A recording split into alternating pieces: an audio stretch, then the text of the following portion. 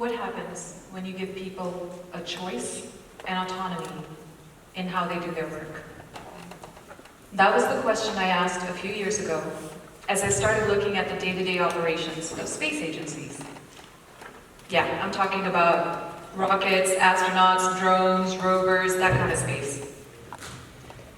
As a space systems engineer, my life's work is centered on a little something called workflow optimization. It means I'm looking under the hood of your business to find the weak points. I'm trying to figure out what clogs the pipes of your operations. In the industry, we call these bottlenecks. And over the past few years, my specialty has become pouring Drano down those pipes. Now, I'm sure many of you have heard the saying, we are as strong as the weakest link. As I've worked with numerous space and tech agencies and organizations around the globe, I've noticed a few commonalities with that saying. The first is that the weak link in the chain is often people. Now, before we get ahead of ourselves, I'm not here to make the case to automate everything and replace all human beings with robots. That's not the point of this TED Talk. But what I am saying is that oftentimes when we're looking for the weak link, the bottleneck, what we're actually looking for is an easy fix. We hope it's something along the lines of hardware, software, the internet connection, just anything you can upgrade to put this nightmare behind you. And sometimes it is those things. But let me remind you that even the things we use in our day-to-day life have somehow been designed, created, or handled by human beings. It comes back to us, the people. Let me demonstrate with an example. That is an apple bong. Someone took the tools and the resources at their disposal to meet an end objective. It's innovation. And that is me struggling with technology. And that is someone struggling to convert a Word document into a PDF. We've all been there. Innovation is a spectrum. It always comes back to the people. Because the tools and the resources we use are only as good as the people who have created or used them. It always comes back to the people. And the people are not an easy fix. The second commonality is that it is often a very particular subset of people. Does anyone want to take a guess? All right, I'll tell you. It's often the leadership and management, which is a bit ironic if you think about it.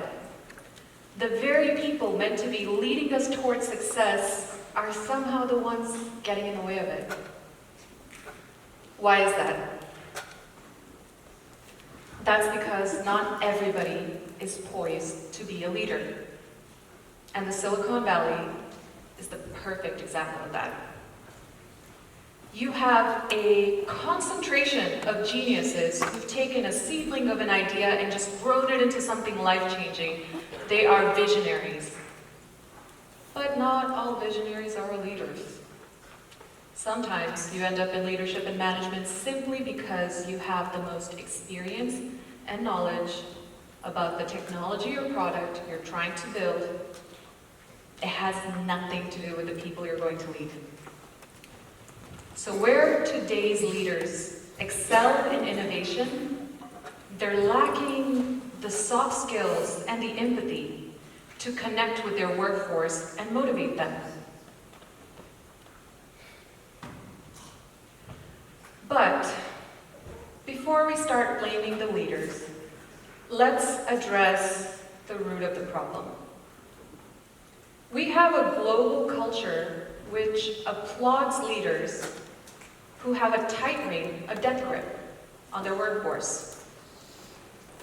Excessive control and micromanaging is synonymized with leadership. But that's not leading, that's dictating. And the oppression is kind of exhausting the workforce. The traditional dynamic of a leader and a follower is kind of outdated, and the new generation workforce is over it. And we're seeing this in cases of burnout, high turnover rate, and the Great Resignation. So, what can we do? Let's go back to the engineers at the Space Agency. My team and I decided to take a good look at the day-to-day operations of the engineers at the Space Agency. So this fruit basket represents a backlog of items that need to be done, tasks, which are represented by the fruits. Now, in every hierarchical organization, you typically have one person in the middle, a lead, a liaison, a manager, whatever, and in this scenario, me, who is assigning this work to the engineers. And I'm basing this decision on a number of variables.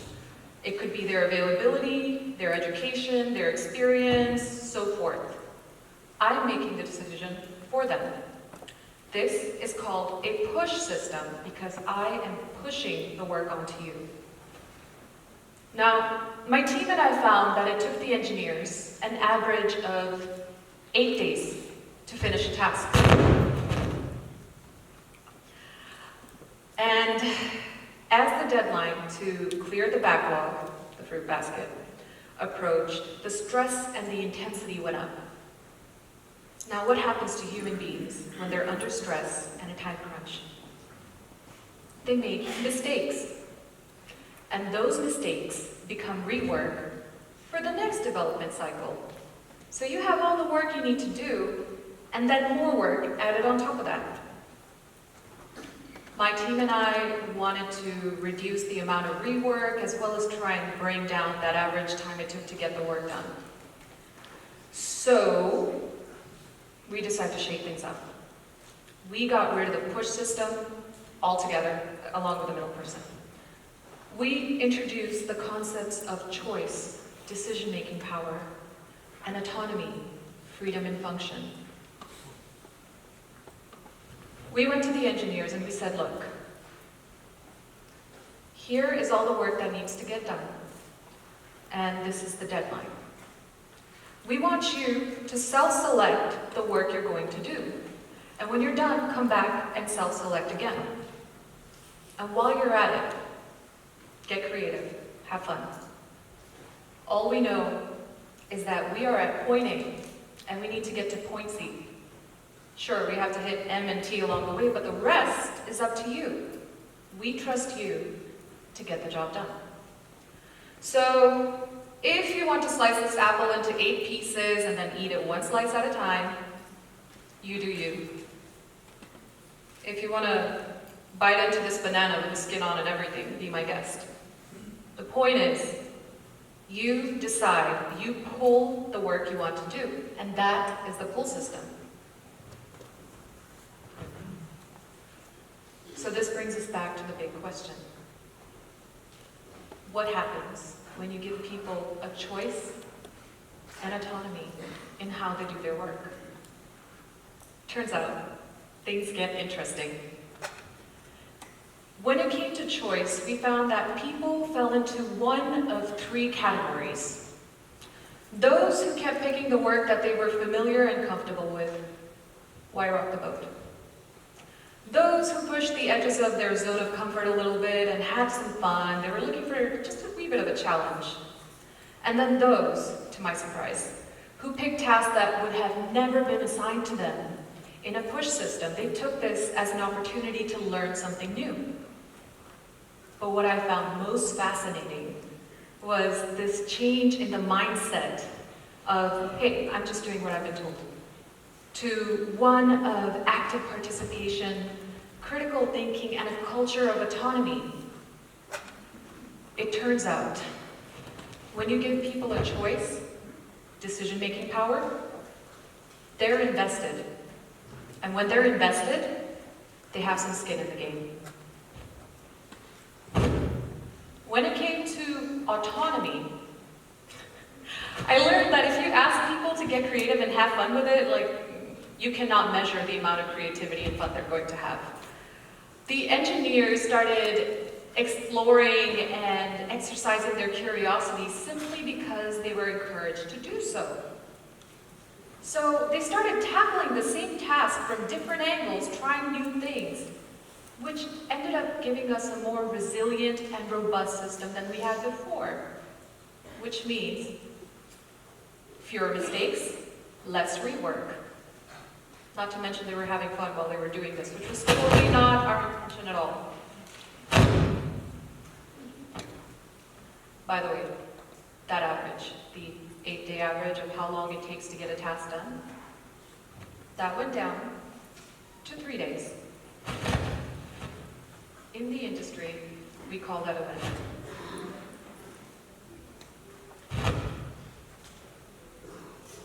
Okay, awesome. You guys know about push and pull, choice, autonomy, so forth.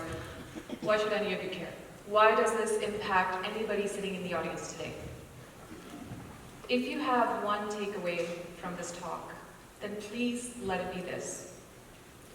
If people are the weakest point, the weakest link in the chain, then as leaders, it is our duty to strengthen them. And we're not going to do that by breathing down their necks and micromanaging their existence. Leadership is a very delicate balance between enabling those who follow you to feel free and autonomous, while also providing structure, guidance, and a sense of direction. In my experience, the most effective leaders have known when to step in